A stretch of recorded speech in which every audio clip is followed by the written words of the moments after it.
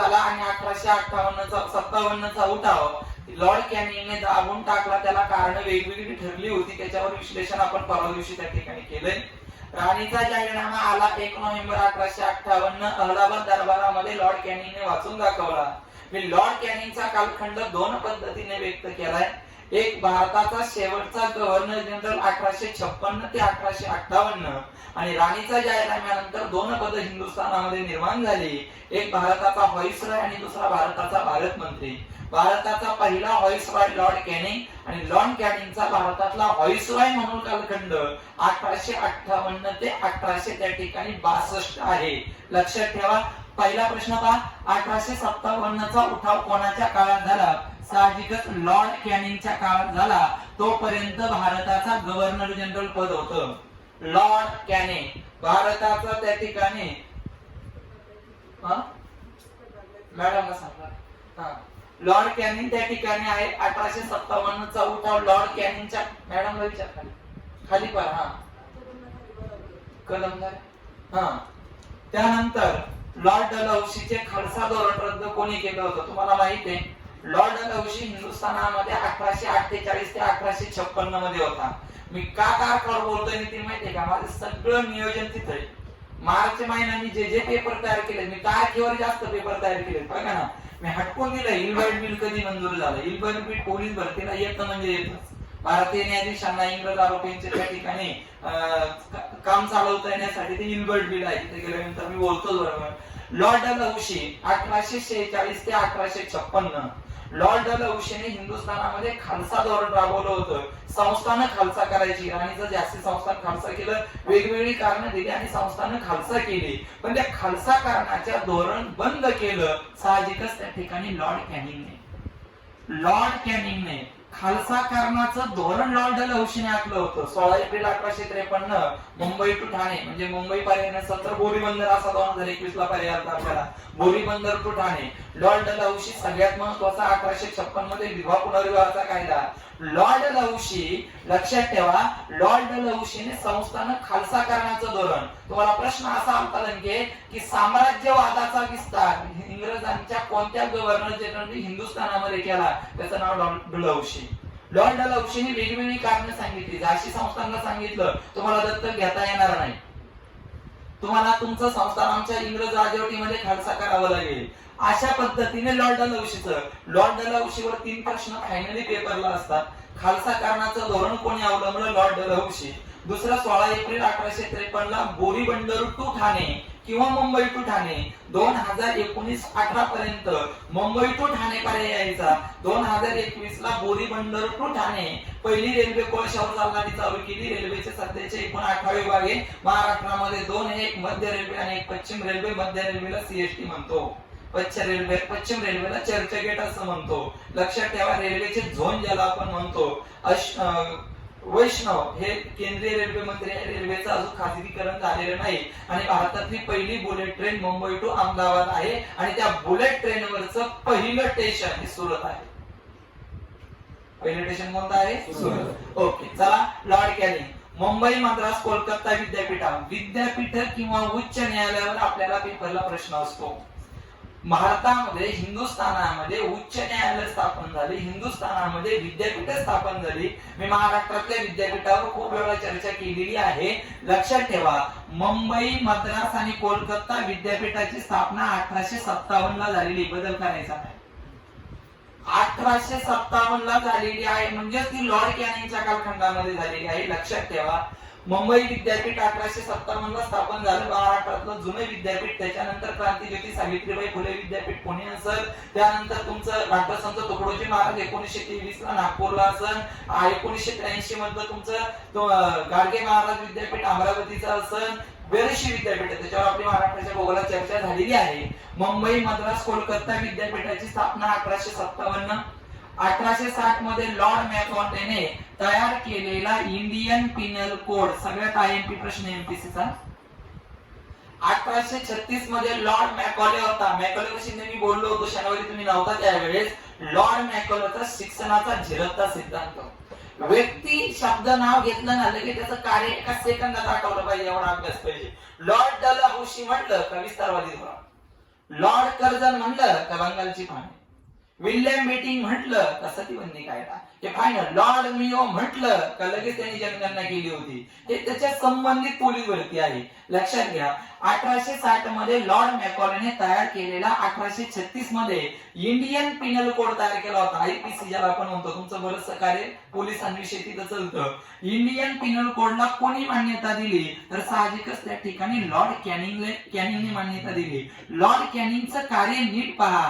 1856 to 1858 या 2 वर्षांमध्ये तो भारताचा गव्हर्नर जनरल म्हणून काम पाहत होता. शेवटचा गव्हर्नर जनरल भारताचा.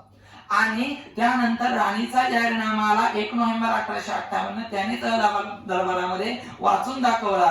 ते 1862 पर्यंत पहिला एल्गिन येण्यापर्यंत. लॉर्ड कॅनिंग नंतर पहिला एल्गिन आला होता 62 ते 63. त्याचा त्या ठिकाणी हिमाचल प्रदेशमध्ये करोड मृत्यू झाला. त्याच्यावर पण मी बोलणार आहे. 1858 ते 1862 तो व्हाईसरॉय म्हणून कार्य करत होता. आणि त्या व्हाईसरॉयच्या कालखंडामध्ये बरीचशी चांगली कामं, लॉर्ड डलहौसी पेक्षा चांगली कामं झाली. Indian Pinal code IPC Indian Pinal कोडला मान्यता दिली. पण इंडियन पिनल कोड निर्माण केला होता लॉर्ड मॅकॉलेने 2017च्या पीएसआयच्या मुख्य पेपरला प्रश्न विचारला होता की तुमचा इंडियन पिनल कोड कोणी तयार केला होता. त्याचं उत्तर लॉर्ड मॅकॉले. पण इंडियन पिनल कोड कोणी मंजूर केला. जवळजवळ 24 वर्षानंतर त्या ठिकाणी लॉर्ड कॅनिंगला आठवलं की तो हिंदुस्थानामध्ये लागू करणं गरजेचं आहे आयपीसी. म्हणून त्या ठिकाणी त्यांनी मान्यता दिली. अतिशय महत्वाचा प्रश्न आणि पोलीस भरतीचा आत्मा. मुंबई उच्च न्यायालय, त्यानंतर मद्रास उच्च न्यायालय आणि कोलकाता उच्च न्यायालयाची स्थापना त्या ठिकाणी 1861 मध्ये लॉर्ड कॅनिंगच्या कालखंडामध्ये त्या ठिकाणी झालेली आहे. आणि लक्ष काय झालं 62 कायदा झाला 61 ला, स्थापना झाली 1862 ला. त्यांच्या टोकड्यामध्ये 61 चे वर्ग लक्षात ठेवा. 61 चे 100% 61 कायदाचे तो 1861 च्या कायद्यानुसार झाली. आता चालू घडामोडीवर तुम्हाला प्रश्न काय दिसणार आहे. सध्या भारतामध्ये उच्च न्यायालय किती? 27. सध्या भारतामध्ये उच्च न्यायालय किती? 27 हे लक्षात ठेवा. 1833 च्या संधी कायद्यानुसार भारतामध्ये पहिल्यांदी सुप्रीम कोर्टाची स्थापना कोलकात्याला झाली होती. 1833 चा सनदी कायदा हे लक्षात ठेवा. 1833 च्या संधी कायद्यानुसार पहिल्यांदी सुप्रीम कोर्टाची स्थापना कोलकात्याला राजवाड्यांच्या शहरात झाली. ज्या कोलकात्यामध्ये राजीव गांधी आंतरराष्ट्रीय विमानतळ आहे का? सुभाषचंद्र भोसे राजीव गांधी आंतरराष्ट्रीय विमानतळ हैदराबादला आहे तेलंगणाला. बर 37 उच्च न्यायालय भारतीय संविधान अनुच्छेद 214. लक्षात ठेवा. लय महत्वाचं बोलतोय शिंदे मागे मी. लय म्हणजे लय महत्वाचं बोलतोय. सध्या 27 ठिकाणी भारतामध्ये उच्च न्यायालय आणि सर्वोच्च न्यायालय एकाच ठिकाणी नवी दिल्लीला 26 जानेवारी 1950 ला स्थापना झालेली आहे. या इथं लॉर्ड कॅनिंगच्या कालखंडामध्येच मुंबई, मद्रास आणि कोलकाता उच्च न्यायालयाची स्थापना झाली. आणि महाराष्ट्राचं उच्च न्यायालयाचं मुख्य ठिकाण मुंबई आहे. मुंबई उच्च न्यायालयाची स्थापना 1861 च्या कायद्यानुसार झालेली आहे. आणि मुंबई उच्च न्यायालयाची 3 खंडपीठे औरंगाबाद, नागपूर आणि पणजी. आणि सध्याचे दीपांकर दत्तू मुंबई उच्च न्यायालयाचे मुख्य न्यायाधीश आहेत. मुख्य न्यायाधीश उच्च न्यायालयाच्या मुख्य न्यायाधीशाची नेमणूक भारताचे राष्ट्रपती करतात. उच्च न्यायालयाच्या मुख्य न्यायाधीशाचं निवृत्ती वय 65 वर्ष आहे. सर्वोच्च न्यायालयाच्या सरन्यायाधीशाचं निवृत्ती वय 65 वर्ष आहे. सर्वोच्च न्यायालय एक आहे. पण 1833 च्या सनदी कायद्यानुसार हिंदुस्थानामध्ये पहिल्यांदा सुप्रीम कोर्टाची स्थापना कोलकात्याला झाली. प्रश्न एमपीसीचा मी नाही बोलत. तुम्ही म्हणता सुप्रीम कोर्ट म्हणजे दिल्ली. दिल्लीला नंतर 26 जानेवारी 1950. असो चला. लॉर्ड कॅनिंगच्या कालखंडामध्ये तुमच्या विद्यापीठाची पण स्थापना झाली आणि उच्च न्यायालयाची 4 सूटच्या सल्ल्यानुसार प्रत्येक प्रांतात शिक्षण खातं कोणी तयार केलं? लॉर्ड कॅनिंगने तयार केलं. लॉर्ड कॅनिंग भारताचा पहिला व्हाईसरॉय. लॉर्ड कॅनिंग हिंदुस्थान भारताचा शेवटचा गव्हर्नर जनरल. कोलकाता अहमदाबाद लोहमार्ग कधी सुरू झाला? 1861 मध्ये लोहमार्ग सुरू केलेला आहे. तो पण लॉर्ड कॅनिंगने चालू केलेला आहे. कारण 1861 मध्ये भारताचा व्हाईसरॉय लॉर्ड कॅनिंग होता. 1862 पर्यंत. पुढं 1859 मध्ये बंगाल रेट ऍक्ट कोणी मंजूर केला? तर त्या ठिकाणी लॉर्ड कॅनिंगनेच मंजूर केला. कारण 1858 ते 1862 मध्ये हिंदुस्थानचा व्हाईसरॉय लॉर्ड कॅनिंग होता. बंगाल रेट ऍक्ट म्हणजे जमिनीविषयी त्या ठिकाणी कायदा होता, लक्षात ठेवा. पण जर पोलीस भरतीला लॉर्ड कॅनिंग वर काय येतं तेवढं आम्हाला पहिल्यांदा लक्षात ठेवायला. माझा अनुभव 12 वर्षाचा सांगतोय, लॉर्ड कॅनिंग वर भारताचा पहिला व्हाईसरॉय म्हणूनच प्रश्न येतो. भारताचा पहिला व्हाईसरॉय कोण? Lord Canning. एवढाच पहिला प्रश्न सगळ्यात जास्त वेळा पेपरला त्या ठिकाणी विचारण्यात आलेला आहे. त्यानंतर प्रश्न जास्त वेळा आला होता, मुंबई विद्यापीठाची स्थापना कधी झाली, मुंबई उच्च न्यायालयाची स्थापना कधी झाली. बाकी प्रश्न काही पोलीस भरतीला आतापर्यंत आलेले नाही, लक्षात ठेवा. आणि राणीचा जाहीरनामा हिंदुस्थानात कोणी वाचून दाखवला? Lord Canning. पुढे अलाहाबाद आणि कधी? 1 नोव्हेंबर 1858. ओके, चला पुढे जायचंय. त्यानंतर लॉर्ड कॅनिंग गेला आणि 1862 मध्ये पहिला एंगिन भारताचा व्हाईसरॉय झाला. त्याचं लिहिलेलं नाही कारण एका वाक्यात वाक्य आहे त्याचं.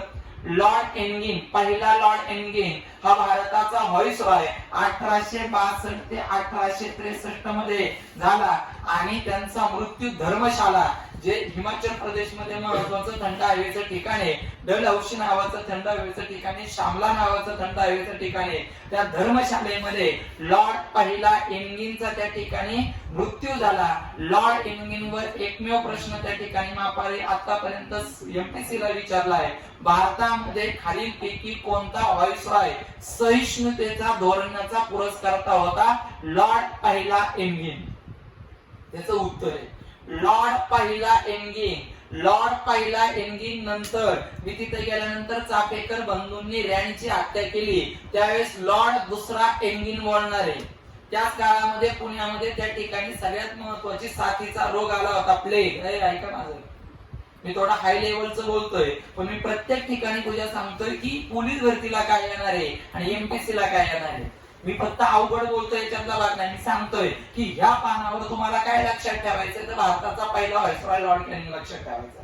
ही तर काय लक्षात ठेवायचंय तर भारतामध्ये मुंबई मद्रास कोलकाता विद्यापीठाची स्थापना 1857, मुंबई कोलकाता मद्रास तुमच्या उच्च न्यायालयाची स्थापना त्या ठिकाणी 1861 आणि मुंबई उच्च न्यायालयाची 3 खंडपीठ नागपूर औरंगाबाद पणजी. संपला विषय, याच्यावर जास्त लक्षात ठेवू नका. तुम्हाला पुढे एमपीसी करायची, सगळं लक्षात ठेवा. या इथं नंतर लॉर्ड पहिला एंगिन याच्यावर एमपीसी ला एकच प्रश्न आलाय, सहिष्णुतेचा धोरणाचा पुरस्कर्ता कोण होता? एकच वर्ष होता, धर्मशाळेला मृत्यू झाला हिमाचल प्रदेश मध्ये, नंतर त्याचा मृत्यू झाला.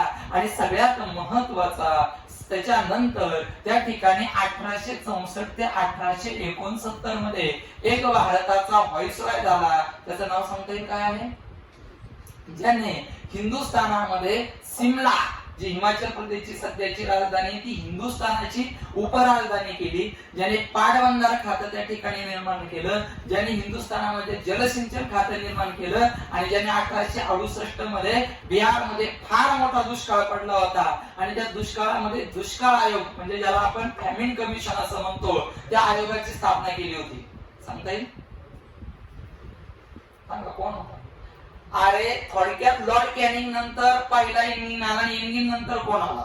सांगता येईल? पाटबंधार एक आता पोलीस भरती राहता ना, सिमला उपराजधानी कोणी केली होती?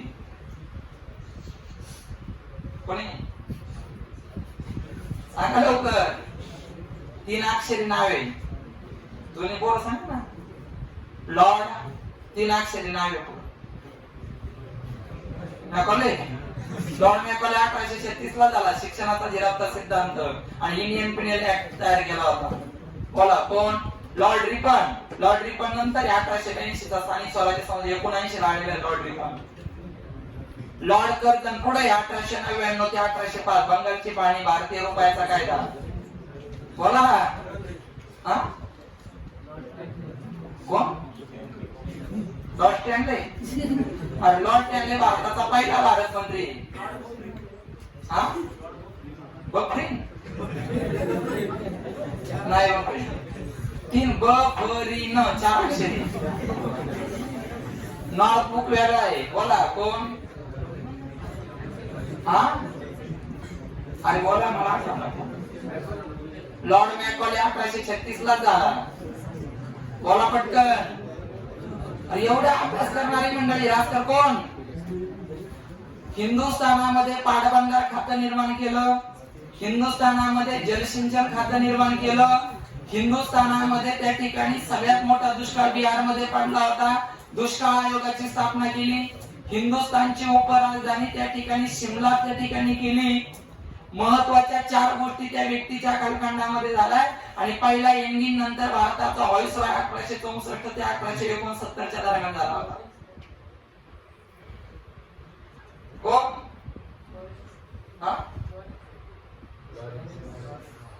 Lord Lawrence.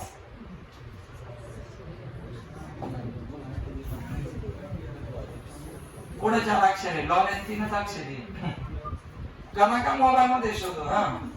लॉर्ड लॉरेन्स कोण? लॉर्ड लॉरेन्स नावाचा त्या ठिकाणी व्यक्ती होता.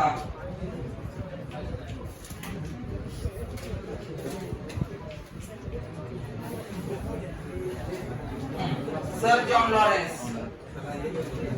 Sir John Lawrence.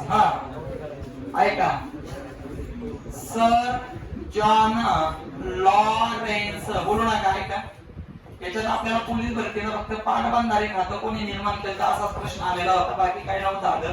Sir John Lawrence. ऐका, व्हाईसरॉयचा कालखंड हे सगळे व्हाईसरॉय हे सगळे व्हाईसरॉय लॉर्ड कर्झन पर्यंत 1905 पर्यंत मी सगळे व्हाईसरॉय बोलणार आहे.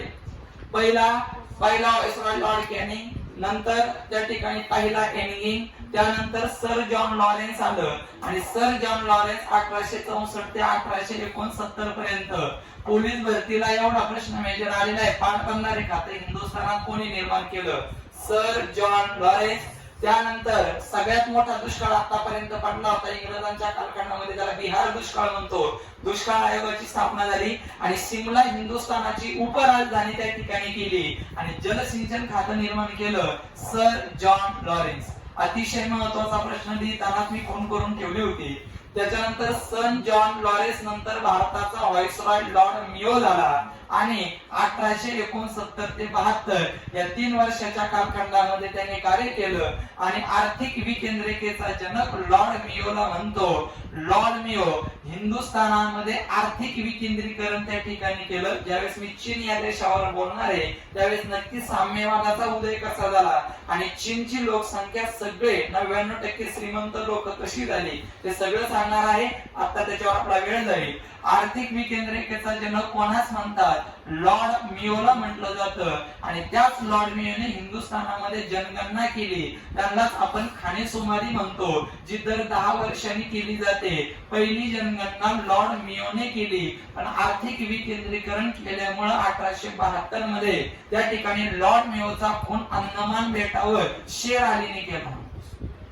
आर्थिक विकेंद्रितेचा जरा दुष्परिणाम शेर अलीवर झाला होता, संकटात आला होता, म्हणून राग म्हणून त्या ठिकाणी लॉर्ड मियोचा खून अंदमान बेटावर त्या ठिकाणी लॉर्ड मियो. फायनली मधलं जेवढं लिहिलंय त्याच्यात सगळ्यात आयएमपी प्रश्न लॉर्ड मियोवरच आहे. त्याच्यात सगळ्यात जास्त प्रश्न विचारला होता आर्थिक विकेंद्रितेचा जनक कोण आहे? लॉर्ड मियो. जनगणनेचा जनक कोण आहे? लॉर्ड मियो. जनगणना 10 वर्षांनी होते, त्याला आपण खानेसुमारी म्हणतो. 2021 ची जनगणना स्वातंत्र्याच्या आधीपासूनची 16वी आणि स्वातंत्र्यानंतरची त्या ठिकाणी 8वी जनगणना आहे. आणि जनगणना विषय हा संघ सूचीमध्ये, कोणत्या सूचीमध्ये? 3 सूची आहे, संघ सूची, राज्य सूची आणि समवर्त सूची. त्यापैकी संघ सूचीमध्ये तो विषय आहे. चला, बिहार मधील दुष्काळ 1875 मध्ये प्रिन्स ऑफ वेल्सची भारत भेट आणि कोणाच्या कारकिर्दीत झाली? बिहार मध्ये परत दुसऱ्यांदा दुष्काळ पडला होता आणि त्यावेळेस भारताचा गव्हर्नर लॉर्ड नॉर्थब्रुक होता. नॉर्थब्रुक हा त्या ठिकाणी भारताचा व्हाईसरॉय, गव्हर्नर संपला विषय 1857. लॉर्ड नॉर्थब्रुक याने प्रिन्स ऑफ वेल्सची भारत भेट कोणाच्या कारकिर्दीत झाली असा एमपीसी ला प्रश्न विचारला होता. लॉर्ड नॉर्थब्रुक, पहिलं लॉर्ड कॅनिंग, नंतर पहिला एनगिन, नंतर सर त्या ठिकाणी जॉन लॉरेन्स, त्याच्यानंतर त्या ठिकाणी लॉर्ड मियो खून झाला शेर अलीने आणि त्यानंतर लॉर्ड नॉर्थब्रुक. अजिबात लक्षात ठेवायचं नाही नॉर्थब्रुक वर. चला, रिचर्ड स्टॅनली आयोगाची त्या ठिकाणी कशासाठी नेमला होता? रिचर्ड स्टॅनली आयोग कशासाठी नेमला होता? तर दुष्काळ निवारणासाठी. प्रश्न एमपीसीएस आहे म्हणून लिहिलेला आहे मी. दुष्काळ निवारणासाठी त्या ठिकाणी रिचर्ड स्टॅनली त्या ठिकाणी आयोग नेमला होता. त्यानंतर 1 जानेवारी 1877 ला दिल्ली दरबारात राणी व्हिक्टोरियासह भारताची सम्राज्ञी कैसर हिंद पदवी कोणी दिली? सगळ्यात खतरनाक माणूस आला होता त्या ठिकाणी 1877 ते त्या ठिकाणी तुमच्या 82 पर्यंत 81 पर्यंत लॉर्ड लिटन. लॉर्ड नॉर्थब्रुक नंतर लॉर्ड लिटन आलाय. लॉर्ड लिटन वर साठी एकच प्रश्न विचारला जातो, देशी वृत्तपत्राचा कायदा कोणी केला? व्हर्नाक्युलर प्रेस ऍक्ट कोणी मंजूर केलं? म्हणजे देशी वृत्तपत्राची मुस्कटदाबी कोणी केली? तर इथं लिहिलं सगळ्यात आयएमपी प्रश्न ह्या भागावरचा लॉर्ड मेयो नंतर सगळ्यात आयएमपी प्रश्न त्याच्यापेक्षा हा महत्वाचा आहे. व्हर्नाक्युलर प्रेस ऍक्ट कोणी मंजूर केला 1878 ला? तर Lord Lytton. Lord Lytton. Lord Lytton. Lord Lytton वर एकमेव प्रश्न आहे पोलीस भरतीला, देशी वृत्तपत्राचा कायदा कोणी केला? वृत्तपत्रावर बंदी घालण्याचा कायदा कोणी केला? व्हर्नाक्युलर प्रेस ऍक्ट कोणी मंजूर केलं? लॉर्ड लिटनने त्या ठिकाणी मंजूर केलंय. म्हणजेच तुमच्या लॉर्ड मेयो नंतर नॉर्थब्रुक आला, त्याच्यानंतर त्या ठिकाणी सगळ्यात महत्वाचं लॉर्ड